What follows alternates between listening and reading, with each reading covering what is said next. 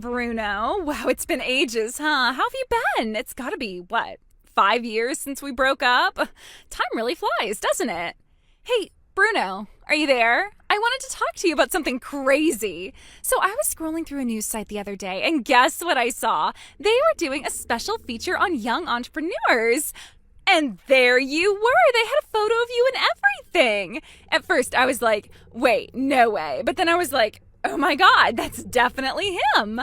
I kept reading and it said you're an actual CEO right now. Like, that means you're super important, right? And then they were all talking about how super successful your company is. You guys make $5 million a year? That's amazing. I actually gasped out loud. You know, I always said you had potential. Looks like I was right, huh? Bruno. Hello? I mean, come on, don't you think this kind of message deserves a reply? Your ex-girlfriend is over here, reaching out, wanting to talk to you. That's kind of rare, don't you think? And you're still not reading these? You're probably just not checking your phone, right? That must be it. Because the mega serious and responsible Bruno I know, there's no way he'd just leave me on red. I mean, like, this is me we're talking about, right? Maybe this was bad timing. Oh well, I'll try again tomorrow. Talk to you later, Snookums. Mwah. Cindy, please, I need you right now. This is not a joke, not a drill. Whoa there, Bruno. Let's take a chill pill, okay? You're scaring me. What happened? Are you okay? Did someone die? It's Amber. She just messaged me out of nowhere. She sent me dozens of texts back to back. It was like a flood. Just instead of water, it was annoyance, anger, and anxiety. Wait, Amber? As in the snake who vanished after nuking our lives? Yeah, that Amber. The messages just kept coming, long ones. I couldn't even look at them. Oh my God, why is she crawling out of her crypt now? She saw the article. You remember the interview that I did a while back? The one that called you a rising genius? The one that had your company's review numbers in bold print? That's the one. And suddenly I'm worth her time again. Unreal. She goes silent for 5 years and now she's back because she smells money? I didn't open her texts, just caught the previews and the notifications. That was more than enough. What did she say? What kind of poison is she pouring now? Stuff like, so proud of you and let's get married now. She literally referenced the revenue like it was a proposal pitch. That's disgusting. She's treating you like a gold mine she forgot to finish looting. Honestly, part of me was waiting for this. It's why I never blocked her, just in case. You knew she'd come sniffing around once she thought you were rich. Yeah, she's shallow but consistent. I just didn't expect her to be this bold. You didn't open the messages, right? No, notifications only. Still shows as unread. She probably thinks I haven't seen them. Good, keep it that way. She feeds on attention. Red is blood in the water. I figured. Still, it makes me sick. Let me guess, she wants money? She didn't say it outright, but come on. She actually brought up the specific $5 million figure they had in the paper. Now I'm suddenly soulmate material, I guess. Pathetic. How dare she slither back after what she did to both of us? I honestly don't think she remembers. Like, stealing your fiancé was just a side quest. Yeah, trust me, I remember every last detail. But people like her, they never do. They rewrite the past so they can sleep at night. She's acting like nothing ever happened, like we're long-lost lovers. She thinks you're still the same guy she dumped. She has no idea who you became, who you're with now. It's honestly insulting. It's more than insulting. And trust me, she's just warming up. Okay, listen to me. Really listen. Amber read that article, saw your face, saw the numbers, and now she wants back in like nothing happened. Not because she loves you, because you're rich now, because you're a headline. Yeah, I know you're right. But the second I saw her name pop up, it felt like someone stabbed me in the chest. I get it, I do, but this isn't about feelings anymore. This is survival. She's not trying to reconnect, she's trying to claim a payout. You really think she's figured out where I live? Bruno, have you met her? She once tracked her ex using Instagram filters and a cafe background. Of course she can find your address. She's obsessive, she's calculated, and you're exactly the kind of story she'd love to hijack. That's horrifying. I didn't even think of that. Then start thinking. You need to move immediately. If she shows up at your door, she won't come with apologies. She'll come with luggage. That feels dramatic, extreme even. It's been 5 years. That's what makes it worse. You've forgotten what she's capable of. She hasn't. She's been lurking, watching, waiting for the moment you looked vulnerable again. Do you really believe she's thought all this through? Bruno, this is the same woman who lied to your face while dating 3 people behind your back, including my fiancé. Yes, I believe it. Oh, God. I'm serious. You have 2 days, max. After that, she's on your doorstep or in your inbox with screenshots and delusions. 2 days? I have meetings, deadlines. I can't just vanish. That's why I'm offering to help. We pack tonight, call a mover, find a crash pad. I already have options bookmarked. I was supposed to rest this week. Take a breath for once. Well, change of plans. You're now speed running a getaway. Welcome to emotional self-defense. I don't even have a new place lined up. Oh, that's cute. You think I didn't prepare for this exact disaster? I've had an emergency list since she messaged me last year. Wait, she messaged you too? Yep, out of the blue, one fake friendly text. I blocked her in 2 seconds. That was all I needed to see. You really believe she's that dangerous? I believe she's that determined. And if we don't get ahead of this, she'll eat your life like it's dessert. Okay, you win. I'm convinced. Good, then let's pack. She's not going to get her claws in you again. I can't believe this is actually happening. Believe it, and get moving. Tapes in the drawer, bubble wraps on the couch. Let's ghost her before she haunts us. You're terrifying. And also the best. I know. Now get your shoes on. We've got 36 hours and a psycho to outrun. Bruno? Still nothing? Not even a hey? Not even a dot? Unbelievable. You seriously haven't changed one bit. You were always like this, you know. Forgetting to charge your phone, letting messages pile up, totally spaced out unless someone shook your shoulders. I used to get so frustrated, remember? But now, I don't know, it's actually kind of adorable. That clueless little part of you, it's just so you. Nostalgic even. Anyway, I think I've done enough waiting around. I've made a decision. I've decided that I am going to marry you. Shocking, right? But listen, it just makes sense when you think about it. We had our issues, sure. I mean, you didn't exactly have your act together back then. No money, no job, just vague dreams and empty words. But now you're someone real, someone impressive. A CEO of a company putting in $5 million a year? Wow, triple wow even. That's the version of you I always knew was hiding under the surface. And now that you've finally become him, well, I'm ready to forgive the past and take you back. You don't have to thank me right away. Just take it in, let it settle. Oh, and guess what? By a total stroke of luck, I found your address. Crazy, right? I know, I couldn't believe it either. It's like fate wants us to reunite. So I'm coming over tomorrow. We'll have tea or wine or something stronger, whatever suits the mood. And if everything feels right, maybe I'll just stay permanently. Don't keep me waiting, okay?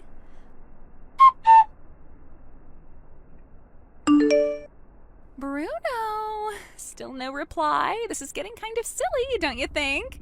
Like, seriously, it's been days now, and you still haven't even read any of my texts. What in the world is even going on here? I mean, come on, there's no way you haven't at least glanced at them by now. Oh, I get it. You're pretending you haven't seen them. You're planning some kind of romantic surprise, right? Oh, that's just like you. You're always so dramatic, but honestly, I'm touched. That's enough playing around, though. Let's get serious.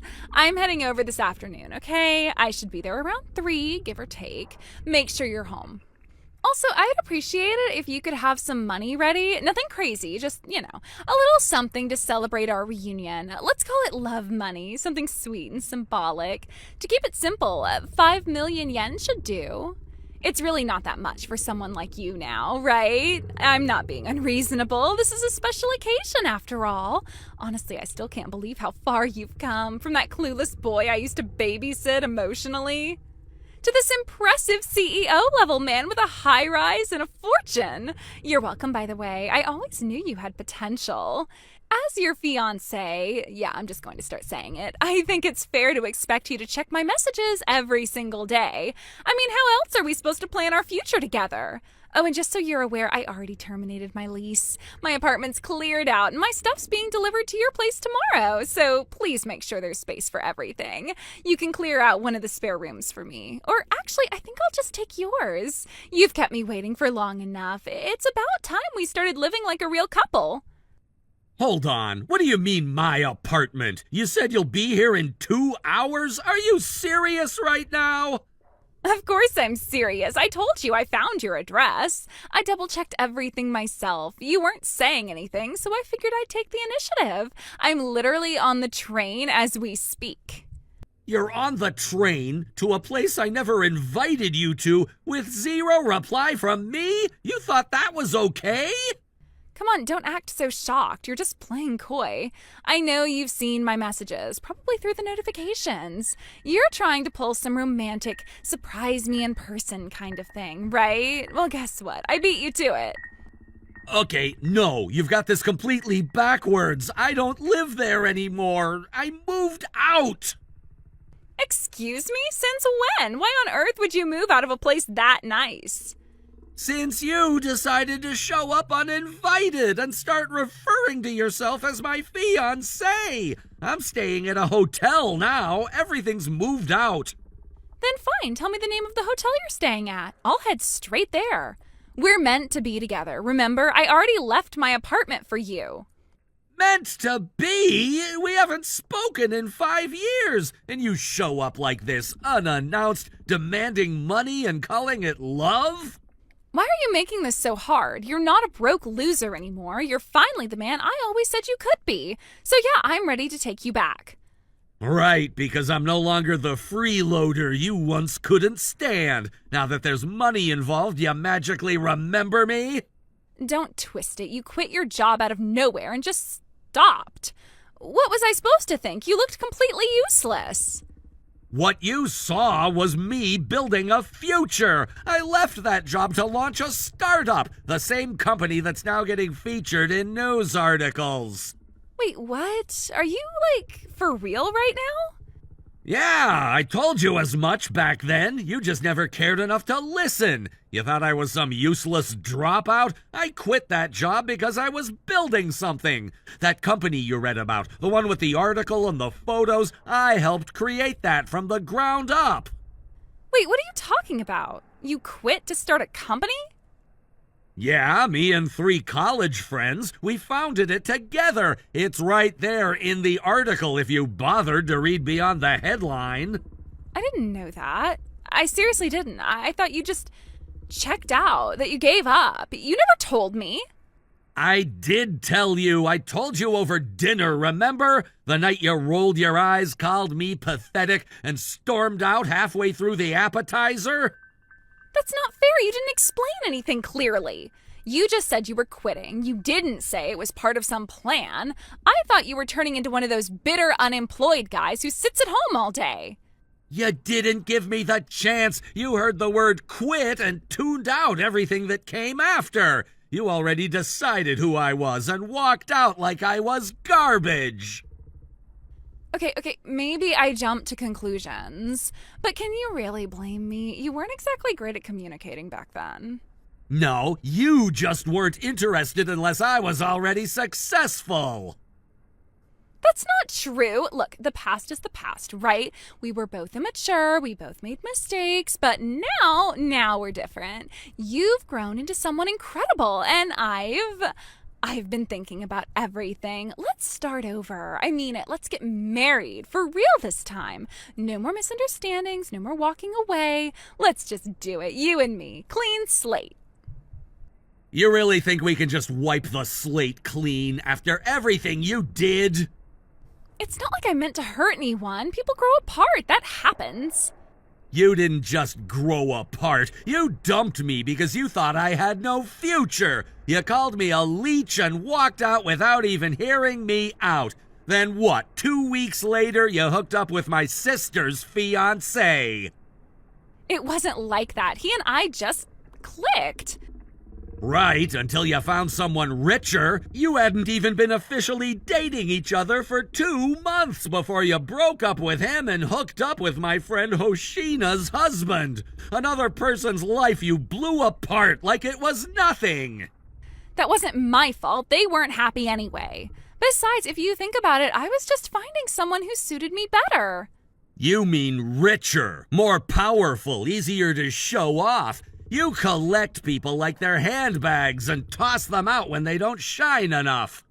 You're twisting everything.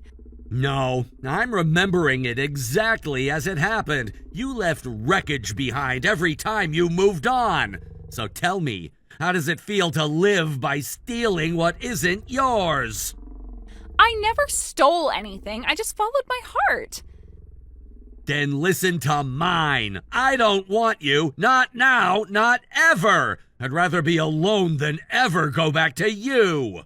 This is so totally insane. Why are you being so stubborn?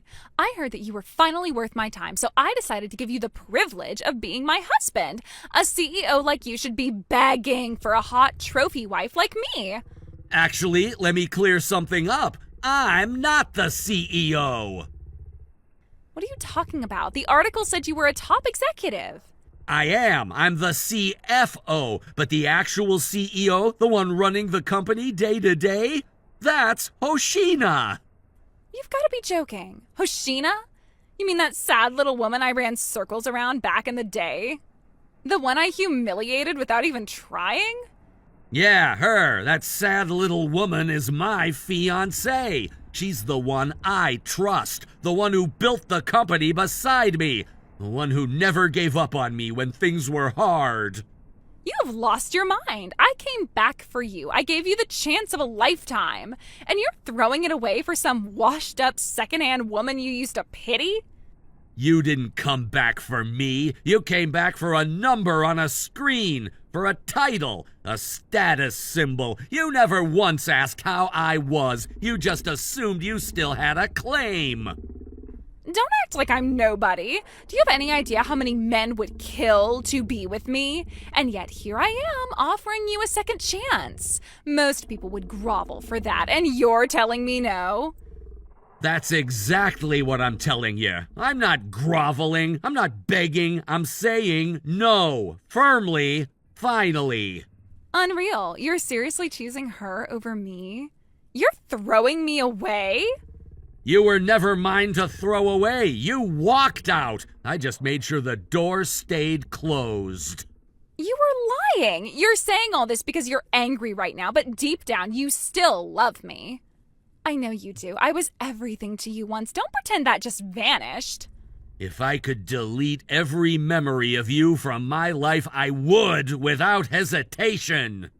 Unbelievable. After everything I gave up for you, I cut ties with my family. I ended my lease. I packed up my entire life. I moved over here for you. I never asked you to. I did it because I believed in us. And do you know how much I spent getting ready? I bought clothes, home goods, things to make your apartment feel like ours. I spent over $30,000 of money that I didn't have for you. I was trying to make it perfect, and you're treating me like I'm trash.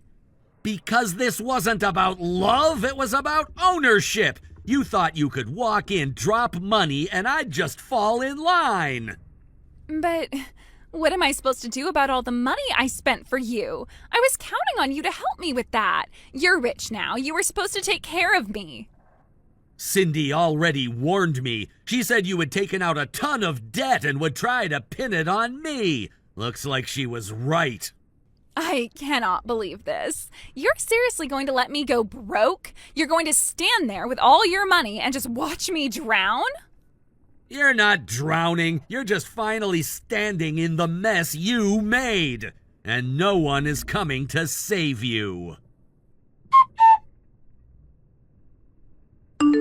I blocked her the moment she hung up. No second chances, no final words. Then I warned my staff. I told them to expect her because I knew she'd come. And I was right. That same evening, she stormed into the company lobby screaming my name like it still belonged to her. Security responded within seconds. She resisted. Her bag spilled across the tile. There were various lethal items inside that made everyone freeze. We called the police. She was arrested on the spot and taken away, still yelling that I owed her everything. Her parents came a week later. They looked exhausted and ashamed. They said the police had contacted them and that they were sorry. I told them I didn't need an apology, I just needed distance. They took her back home to live with them. She's under their vigilant watch now, working off her debt day by day. And me? I go home to peace, to Hoshina, to a life I built with someone who never once tried to claim me. For the first time in years, I finally breathe easy. Hey, so excited for you to finally meet my mom. Hey, me too. A little nervous, though. Hope she likes me. You know how important this is to me. She will, Ethan. Just be yourself. Seriously, you're amazing. And she trusts my judgment. Mostly. Mostly isn't exactly reassuring. Easier said than done, though. Just be myself. What if myself accidentally says the wrong thing? Like if I compliment her wallpaper and it's like 20 years old. You won't do that. You have great taste. And she just redecorated last year, so you're safe on the wallpaper front. Just, first impressions and all that. Right, first impressions. I should probably have a plan to impress her. What about work in general? Should I downplay the whole sawdust and hammer thing? Maybe say I'm in architectural design and material application? Sounds fancier, right? Don't be silly. She'll see right through that. Not downplay it. Just maybe don't lead with it as your life's grand narrative. At least not in the first 5 minutes. She can be a bit focused on certain things, Like careers with a clear trajectory, preferably involving a corner office and stock options. Trajectory, right. Like a well-aimed nail? I'm definitely on a trajectory. Building things, building a business, creating tangible, lasting things. Isn't that a good trajectory? It is to me, and it will be to her too, if you frame it that way. Emphasize the building a business part. She just wants to make sure I'm with someone stable. You know how moms are about their daughters' futures. Stable like a well-built house? I got that covered. Solid foundation, reliable structure, metaphorically speaking, of course, and literally speaking sometimes. Exactly. See, you'll charm her. They're almost ready for us. She just texted, "Come on in, you two." Deep breaths. It's going to be fine. Deep breaths. Okay. So be myself, be polite, emphasize the trajectory of my entrepreneurial carpentry. Got it. Anything else? Like her favorite topics beyond my promising career in wood? She likes talking about her volunteer work at the museum, her sophisticated book club. Oh, try not to mention any graphic novels. Oh, and definitely ask her about her recent trip to Italy. She loved the art and the food. Italy. Okay, I can work with Italy. Beautiful country, incredible craftsmanship. See, I can even tie it back to my work. The joinery in those ancient Roman structures, the mastery of the artisans. Subtle, right? Perfect. You've got this. Just relax and be you, the amazing you that I love. Seriously, she'll see it too. Thanks, Chloe. You always know how to calm my nerves, even when you're subtly implying my career isn't fancy enough. Here we go. Wish me luck. Good luck, but you won't need it. You'll be great, and I love you.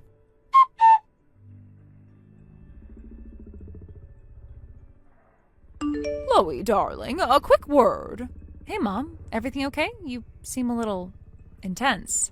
I just wanted to check in after last night. About Ethan. I've been awake half the night thinking about this. About Ethan? What's wrong? I thought you two were perfectly pleasant. Pleasantries are one thing, Chloe. Reality is quite another. We need to have a serious conversation about his, life choices. His life choices? He's a skilled carpenter, Mom. It's honest work. He's talented. Honest, perhaps, but is it ambitious? Does it reflect a drive for more? For the kind of future you deserve? He is driven. He's building his own business. It takes time and a lot of hard work. Hard work is admirable, dear, but it doesn't always translate into the kind of financial security that ensures a comfortable life. Let's be frank. He makes a decent living. He's not exactly struggling. Decent isn't the standard I envision for my daughter, Chloe. You deserve someone who aims for the top, not just getting by. That's unfair. He has goals. He wants to expand his business, hire people. Expanding a carpentry business. The scale is inherently limited, isn't it? Compared to someone in finance or tech or even management. He's creative. He makes beautiful things. It's a valuable skill. Valuable as a hobby, perhaps, but as a primary source of income for a family? I have serious doubts. You're being so judgmental. You don't even know him. I see the limitations of his chosen field, Chloe. The physical demands, the potential for inconsistent income, the lack of significant upward mobility. He's smart. He could do other things if he wanted to. He chose carpentry because he enjoys it. Enjoyment doesn't pay the bills, Chloe. Passion doesn't fund a comfortable retirement. You need to be realistic about these things. But he's a good guy, Mom. He treats me well. Being a good guy is the bare minimum, darling. You need a partner who can offer you security, stability, and a future without financial worry. Maybe you're right about the long term. It is something I've tried not to think about too much. Exactly, Chloe. It's time to think about it. Seriously, think about it. Your future is at stake. It's just, well, sometimes I worry about it too. He's so focused on his projects, and sometimes I wonder if he's really thinking about us. There you have it, darling. Even you have your doubts. A man truly focused on building a future for his partner would prioritize financial security. He's always talking about his next big commission, but never seems to fully materialize. Precisely. Promises are easy, Chloe. Tangible results are what matter. And his hands are always so rough. It's a little unrefined, isn't it? It speaks to the nature of the work, dear, not exactly the image of a man who's going places in the modern world. And sometimes he smells like sawdust. It gets everywhere. Not the most appealing fragrance for your life partner, is it? Honestly, Mom, sometimes I look at my friends with their partners in sleek offices, and I feel like I'm settling.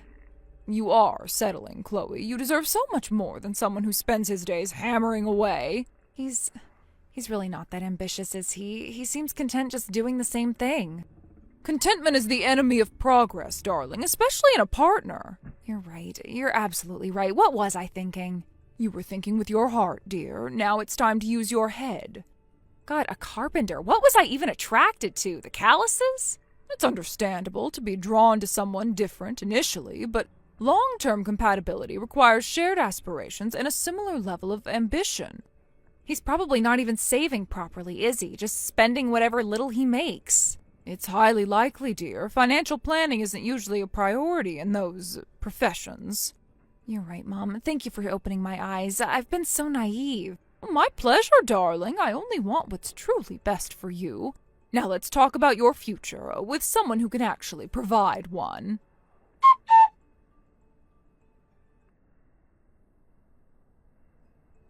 Ethan, I need to talk to you. Can we meet up? This is important. Hey, Chloe. Yeah, sure. What's up? Everything okay? You sound really off, like something's wrong. Something is wrong, Ethan. That's why I need to talk to you. But maybe we should just do this here. It's probably easier to just say it. Easier for whom, Chloe? Because my stomach just dropped. What is it? Just tell me, please. Ethan, I think we need to break up. I don't see a future for us anymore. Break up? What? Chloe, just yesterday we were talking about moving in together next year. We were looking at neighborhoods. Where is this coming from? What happened? I've been doing a lot of thinking, Ethan. Really thinking about what I want, what I need in the long run. And I've realized that we're fundamentally different. Our paths are going in different directions. Different directions? We're going in the direction of building a life together. That's what we talked about! That's what I thought we were working towards! What changed so suddenly? Please just explain it to me! I need someone who's more established, Ethan. Someone who can offer me a more secure future. A future that that I envision for myself. Your family? Let me guess. This is about your mother, isn't it? I knew she wasn't thrilled about me being a carpenter. I felt it that night. She looked right through me. That's not fair. My mother was perfectly polite. She was just trying to get to know you. You're being paranoid. Paranoid? No, Chloe, I'm being realistic. I saw the way she looked at my hands when she mentioned my work, the subtle way she asked about my long-term prospects. She thinks I'm not good enough for you, and now apparently you agree with her. Stop it, Ethan. That's not what this is about. My mother cares about my well-being. She just wants me to be secure and happy. Is that so wrong? Secure and happy according to her definition, Chloe, which involves marrying someone with a fancy job title and a fat bank account. This isn't about your genuine happiness. It's about her social standing. She's an elitist and you're letting her dictate your entire life. That's a horrible thing to say. She loves me. She just wants what's best for me. Can you honestly not see that? And you don't think I want what's best for you? I love you, Chloe. I was building a future with you, brick by metaphorical brick. But apparently that's not good enough for Queen Eleanor. Don't call her that. She's my mother. She has my best interests at heart. She's just more practical about these things. Maybe she sees things more clearly than I do about what I need in a partner for the long haul. So, you're just gonna throw away everything we have because your mother, in her infinite wisdom, has decided I'm not up to snuff? You're letting her opinion completely erase what we've built? I don't even recognize you right now. It's not that simple, Ethan. I've had to really think about my future, and maybe we are on different paths. Maybe she's right. Maybe I do need someone more established. Established? You sound like a robot repeating her talking points. Where's the Chloe I fell in love with? The one who didn't care about fancy titles and just wanted someone genuine. You're letting her win, Chloe. You're letting her tear us apart. I need to do what's right for me, Ethan. And right now, I think that means we can't be together anymore. I'm sorry. Sorry isn't gonna cut it, Chloe. I poured my heart into this relationship. I thought we had something real. I deserved more than a text message breakup dictated by your social climbing mother. Goodbye, Chloe. I sincerely hope your established future makes you truly happy. Because right now you're breaking my heart.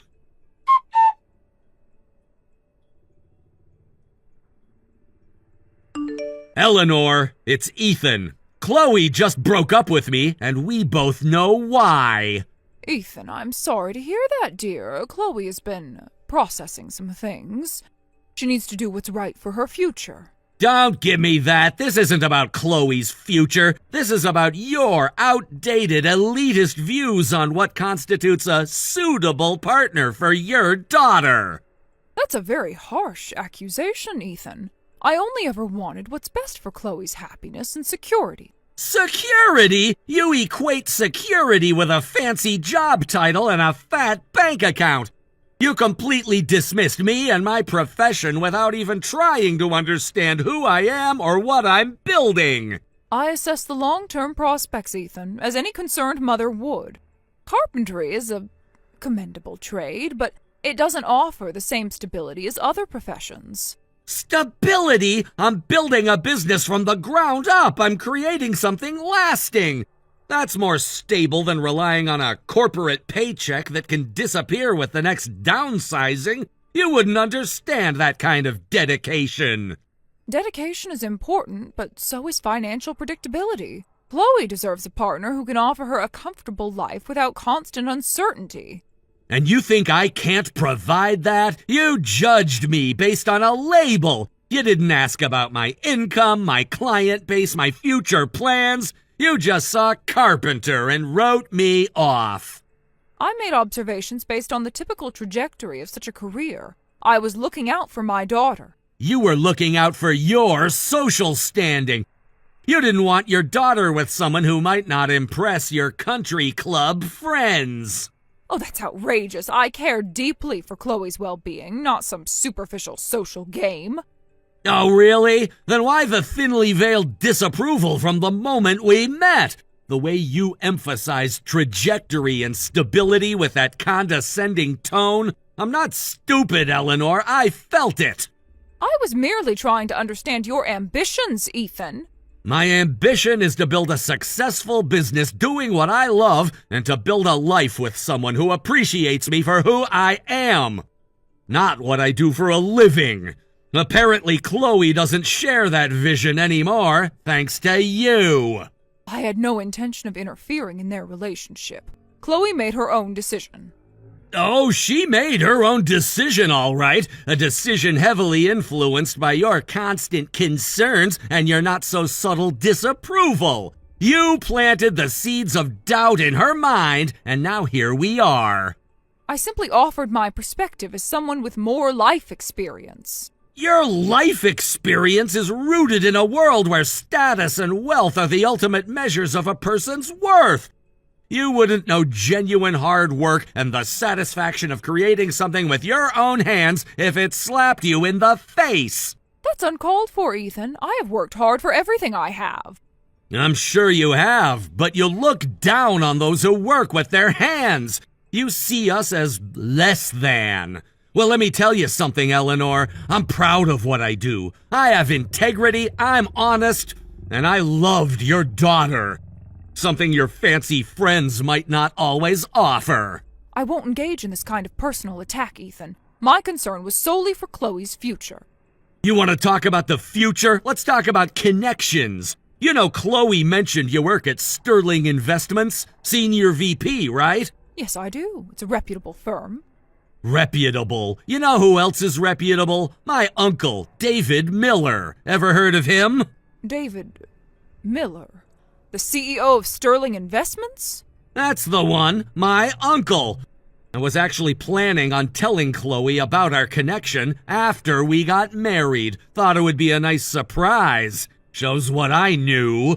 Ethan, I had no idea. Chloe never mentioned you had family at Sterling. No, she didn't, and you made sure she wouldn't have a future with someone who does. Ironic, isn't it?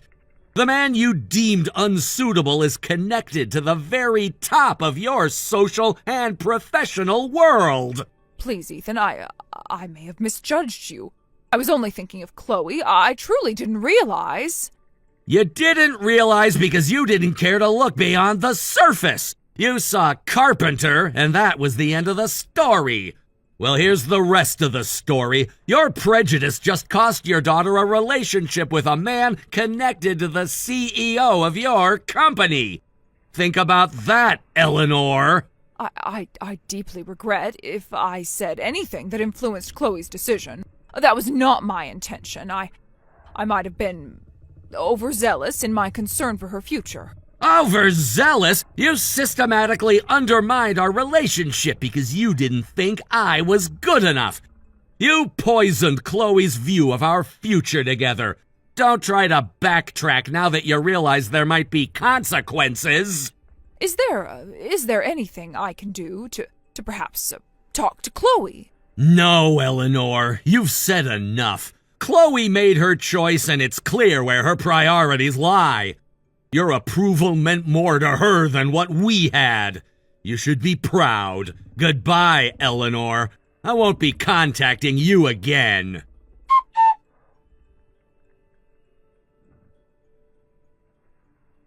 Ethan, please, can we talk? I made a mistake, a huge one. Chloe, what do you want? I thought we said our goodbyes. I've been thinking nonstop. My mom, she got in my head. She was wrong. We were good together, Ethan, really good. Were we? Because it seemed like your mother's opinion suddenly mattered more than what we had. It doesn't, not anymore. I can see that now. She doesn't understand us. I was foolish to listen to her. Please, can we try again? I miss you so much. Chloe, you broke up with me over text because you thought my career wasn't established enough. That's not something I can just forget. I know, and I'm so incredibly sorry. I was blinded by her expectations. But I realize now that what we had was real. You're real, and that's what truly matters. Please give me another chance. I appreciate you saying that, Chloe, but in the time since we broke up, a few things have happened. Things that have made me see things differently, too. What things? Tell me. Maybe I can... My uncle, David Miller, he's been really supportive. He actually believes in what I'm doing. So much so, in fact, that he's planning a massive investment in my carpentry business. This isn't just about building furniture anymore, Chloe. This is about scaling up, expanding. Your uncle? The CEO of Sterling Investments? He's investing in your business? I had no idea. No, you didn't. And frankly, after the way you and your mother treated me, I don't think it's something you deserve to be a part of. I'm moving forward, Chloe, with or without your mother's approval. And definitely without someone who doubts my potential based on my profession. So, that's it? You won't even consider giving us another chance? I'm begging you, Ethan. I love you. I loved you too, Chloe, but you let your mother's prejudice come between us. I deserve someone who believes in me from the start. Goodbye, Chloe. Ethan, please, don't do this.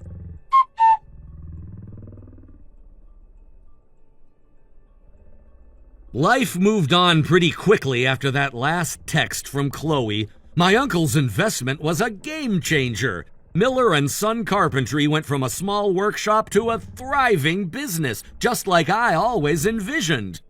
I hired a great team, and we were taking on huge projects. As for Chloe, I heard through a mutual friend that her mother was furious about the Sterling Investments connection. Apparently there were some tense family dinners. Chloe tried to reach out a few more times, but I didn't respond. Last I heard, she was dating a lawyer her mother approved of. Eleanor? Well, I imagine things at Sterling got a little awkward for her for a while. My uncle never said anything directly to her, but I heard she became noticeably politer to everyone, regardless of their job title. Sometimes a little dose of reality is the best medicine. I eventually found someone who appreciated the solid foundation I was building, both in my work and in our relationship. Lily, it's been 3 years, huh? How are you doing? Are you alive? Don't tell me you've given up on life. Why are you texting me all of a sudden? How dare you text me again? Oh, you're alive. What do you want? I thought I should tell you this news. What news? I'm getting married to Evan! Oh, about that. Huh? You already knew about it? Yes. You've been bragging about it all over the place, Allie, saying you're holding a wedding worth $50K. Oh. Well, you're right. Evan and I are gonna hold a wedding worth $50K. Where did you find all that money? Huh? Why? You both had to pay me a total of $10,000 and $100,000 for compensation, but you had money left to hold a wedding? Oh, about that. It's true that we were broke after you ripped us off in the name of compensation, but my dad passed away the other day. Really? Oh no, I'm sorry for your loss. Come on, I don't need you to comfort me. I was so lucky because I inherited a lot from him. Huh? So we decided to take advantage of our situation and hold an extravagant wedding. Okay, I see. Well, if you knew already, I'll just get to the point. I'll send out the invitation soon, so I hope you can come. What? Wait, you're planning to invite me? Of course. No, wait, who would invite the ex-wife of the groom? Hear me out. I'm inviting all the club members from college, and if I don't invite you despite you being one of them, doesn't that seem weird? All of them basically know that Evan and I were once a married couple. If I go, they'll look at me with curiosity. I don't want to go. So, I thought it would be a great occasion to appeal that we've gotten over everything and our friendship is back. Huh? I told everyone that already, so you can come without worrying about a thing. I'm not going. Don't say that. First of all, we're not back to being friends. Our friendship is gone forever. I'll send you the invite soon. I told you I'm not going. Hey, why did you send us back the invitation saying you'll be absent? You promised that you'll be there. Are you too dumb to read our message history that happened just a few sentences ago? But you received an invitation. Don't you feel like you should be present to be nice? No way. Either way, I already had plans on the day of the wedding, so I can't go. What? Do I have to tell you which is more important, your plans or a wedding? Nope, my plans are more important this time. Why? I've been telling you that I won't be there since the beginning. What are you surprised about? No, you have to come. You're annoying me. I need you to come. Why? The club members from college all sent us back the invitation saying they'll be absent unless you come to our wedding. OMG, really? Did you do something, Lily? It's nothing, really. They asked me if I really got back to being friends with you and if I'm going to your wedding. So I told them everything you texted me and replied that there's no way I'm going. What? It's everyone's decision that they chose to be absent. What? What the hell did you do? Huh? The most important part is that we made up and are back to being friends. Okay, I have no other choice. I'm going to your house directly. Huh? Why? I will make you write that you're going to be present at the wedding no matter what. If I can show that to the club members who are planning to be absent, it would prove that you're coming. You think they'll also be present if you do that? Yep. I doubt it's going to work out so easily. First of all, I don't want to sign that I'll be present. I'll visit you in a few days. Don't you dare try to escape. Then let me be completely honest with you. I'm abroad on your wedding day. Really?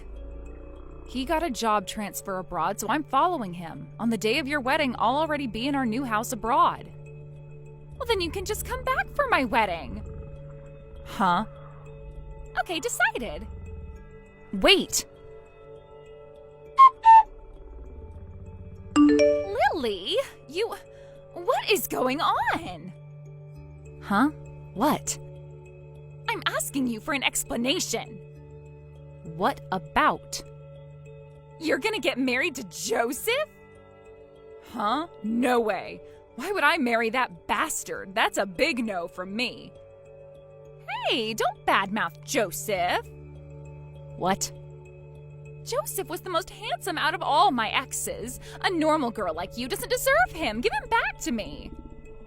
What are you saying? I know that Joseph is your ex, but I thought you were getting married to Evan. You don't make sense. Don't change the topic. You said you were going abroad preparing for your marriage. I can take your spot. What? I can't bear it if Joseph is leaving the country. I'll give you back Evan. Joseph is mine. It's unfair that you're the only one ending up happy. I'm telling you, my boyfriend is not Joseph. How did our conversation end up this way? So you're gonna lie to me until the very end, huh? Okay then, I'll steal Joseph back from you. Calm down. You better be prepared. Lily, Joseph is mine. Huh? What is going on? To sum it up, I got back with Joseph. Huh? You guys really got back together? Yes. Now you have no other choice but to give up on getting married to Joseph. Gosh, I got blocked and I couldn't get in touch. Within 2 weeks, all this happens? What are you so surprised about? Joseph was mine and you should give him back to me. Okay, I've returned him to you. Huh? Well, it's weird to say that I returned him to you, but I guess this is why I didn't see him for the past 2 weeks. Thanks for getting rid of my stalker. Huh? Stalker? Actually, since I got a divorce with Evan, Joseph has been making a move on me. But I knew that he was after my family's money, so I never took him seriously. Family's money? It looks like Joseph is in a lot of debt. Debt? After he got to know that I would be following my boyfriend abroad after his job transfer, he started being even more annoying. Huh? Then, when Joseph was talking at the door of your house, I guess I was telling him to stop following me around when he was waiting for me in front of my house. What? I see. You misunderstood seeing that. Oh, by the way. Huh? You inherited some money from your father, right? Have you checked the balance left in your bank account? Huh? Why do you bring that up now? I just told you that Joseph is in debt. Did you tell him about you inheriting money? Oh, I'll go check my balance right away. My balance. It was 0. Huh? The money in my bank account. I used to have nearly $200K, but it's all gone now. Oh, I knew it. What should I do? I can't pay for my wedding now. Right, it was scheduled for the beginning of next month, right?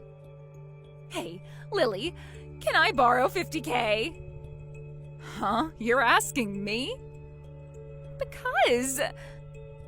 Well, I guess you can't tell anyone. Your bad habit of stealing showed again, and you cheated on your husband right before your marriage, and he stole all your money you inherited. At this point, Evan would also dump me. Oh, I think you don't have to worry about that. Huh? Oh, you didn't know? He can't make anyone pregnant. What? But he wants a boy who can be the heir. As long as the father is from the same family, they don't care who the baby's father is. What? Yeah, it's pretty surprising, right? It was so hard for me too when I just got married. When I visited his parents' house, some guys would actually try to harass me. But after tackling them to the floor, they all stopped. Oh, you're a black belt in judo. Yep, I never thought it would come in handy in this situation.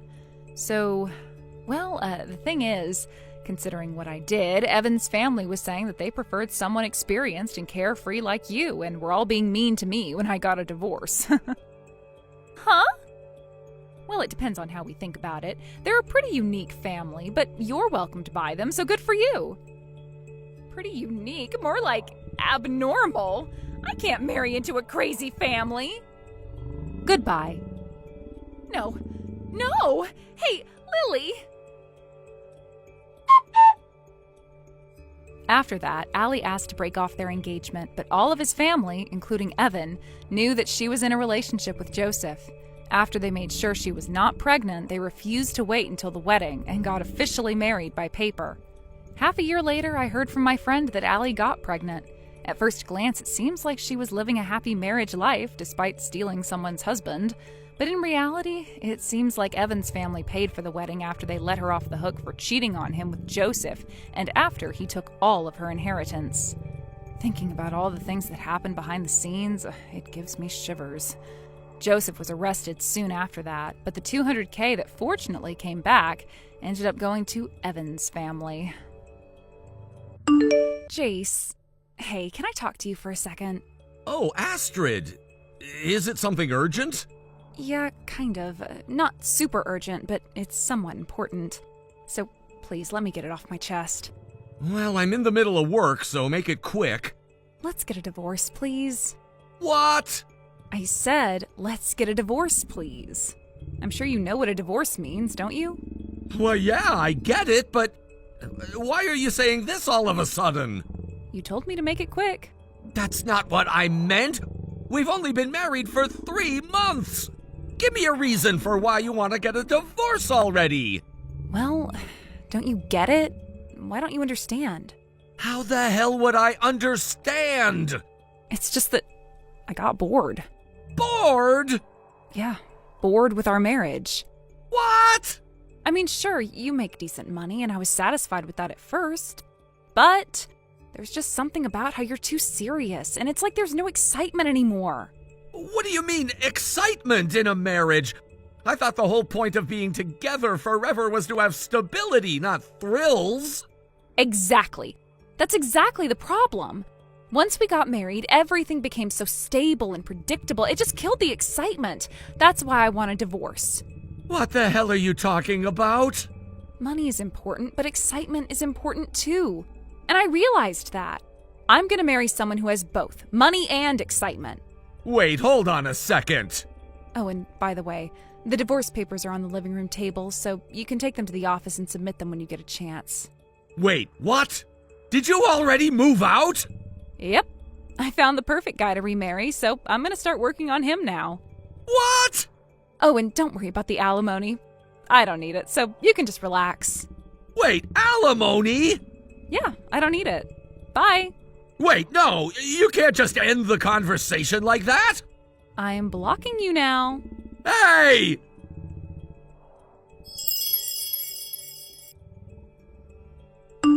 Jace, it's been 3 years. Huh? Astrid? How have you been? I can't believe you managed to get in touch with me. Well, there's no law that says I can't contact my ex-husband, is there? Even so, it's not something people usually do. Oh, is that so?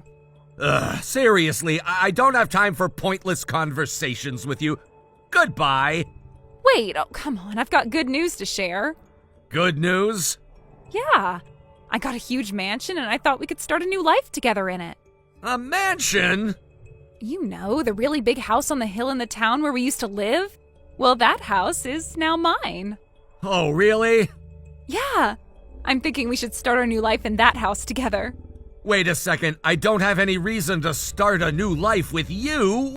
What are you talking about? Huh? Did you really not get it?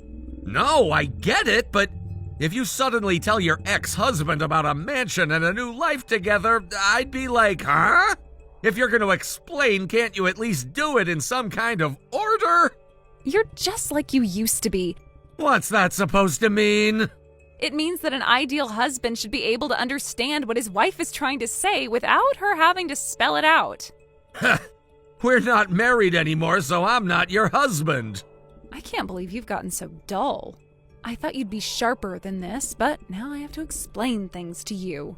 Well, if you really want someone who can read your mind, why don't you go out with a psychic? I'm just an ordinary guy, far from your ideal. So goodbye. Oh, nice comeback. Ah. You've learned to make jokes now. Yeah. It seems like you've worked on fixing that overly serious side of you. Good for you. No, seriously, I don't understand at all what you're trying to say. It's like I'm talking to an alien. First you want a sidekick, and now I'm an alien. But really, being able to make jokes like that is a crucial part of my new life. Looks like in these past 3 years, you've been getting closer to my ideal. I'm happy to see that. Keep up the good work, and let's work on fixing that 2-minute attention span of yours. I'm really starting to get frustrated because I have no clue what you're talking about.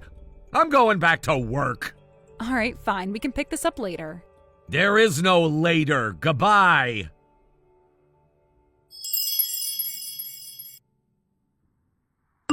Jace!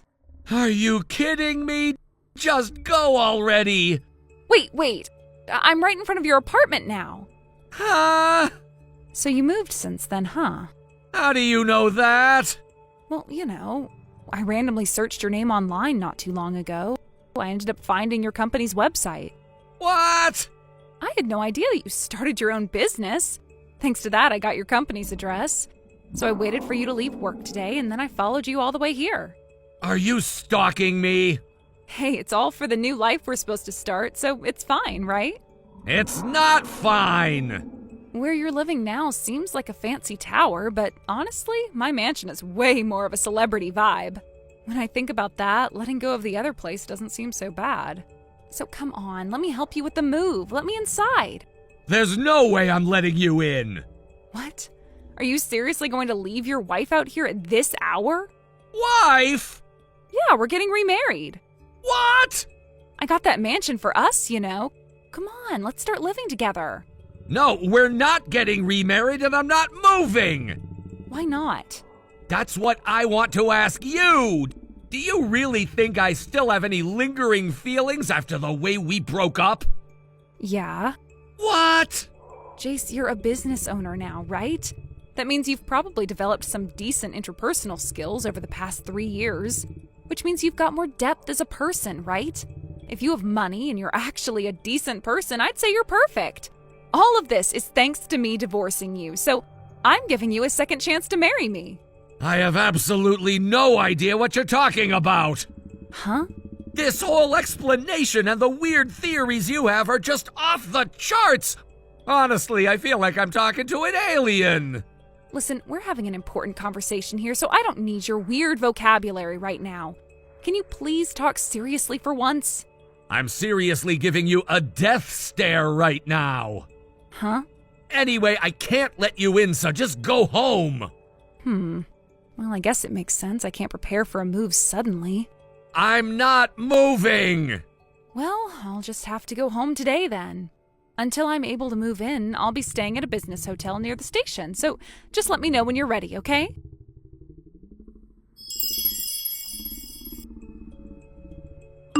Astrid, do you have a minute? Oh, jeez. I was actually expecting your call any moment now. So what's the deal? When do we get to move in? I'm getting impatient here, ready to go back to that mansion. The sooner the better, you know. Wait, you've been staying at a business hotel near the station this whole time? Of course. I mean, the mansion is 5 hours away by train, combining the Shinkansen and local trains. It's not exactly close, you know. So I figured, why not spend the time with you when I'm already this close?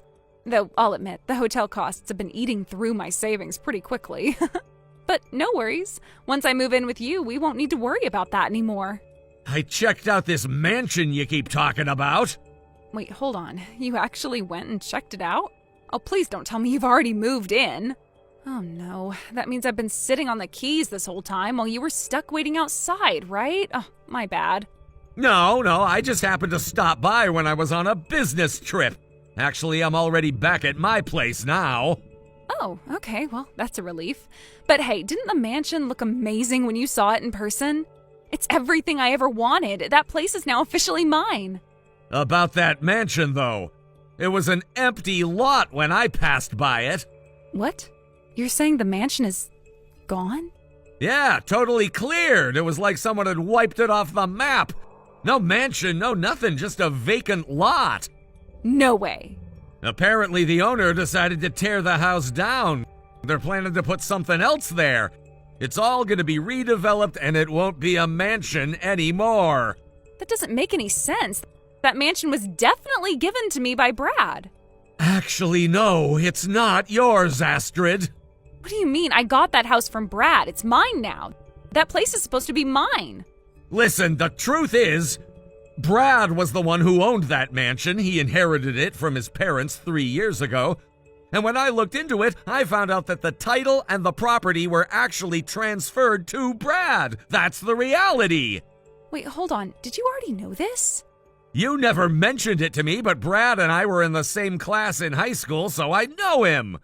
I decided to go to Brad directly and ask him about it. He confirmed that the house and land are still in Brad's name. Wait, so that mansion wasn't even Brad's to give away to me? No, it wasn't. That mansion, that land, it wasn't yours to take, Astrid. Wait, what? Let me back up a bit. After we got divorced, you set your sights on Brad's mansion. You started dating him after our breakup, and it didn't take long before you two were married. But then, a few months ago, your affair came out, and you ended up divorcing Brad, too. And for some reason, you decided to demand that mansion as part of your alimony. You kicked Brad out and forced him to leave the place, right? Yeah, I did that, but I had to get something, right? We got divorced, so it made sense to take something in return. I figured the mansion was fair game. Actually, that's not how alimony works. What do you mean? Alimony is paid by the person who cheated, not the other way around. Wait, what? Are you saying that I'm the one who owes alimony? Yes, that's exactly what I'm saying. You were the one who cheated, which means you owe Brad, not the other way around. Oh my god, you've got to be kidding me. It's the truth.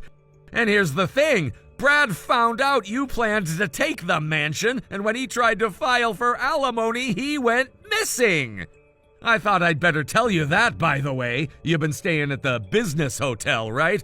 I figured it was a good idea to give you a heads up. Wait, Brad's coming here? Yeah, he is. Brad's actually on his way here now. And let me tell you, he's really mad. He's bringing a lawyer with him, and they'll be showing up soon. So you might want to get ready for the confrontation. Wait, what? Brad's really coming here?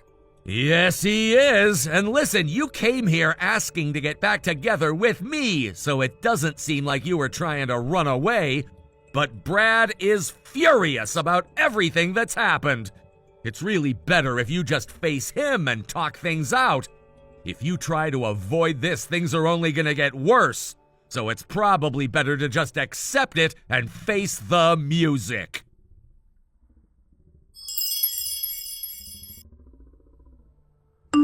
Later, when I had a chance to speak to Brad about what had transpired, he filled me in on the details.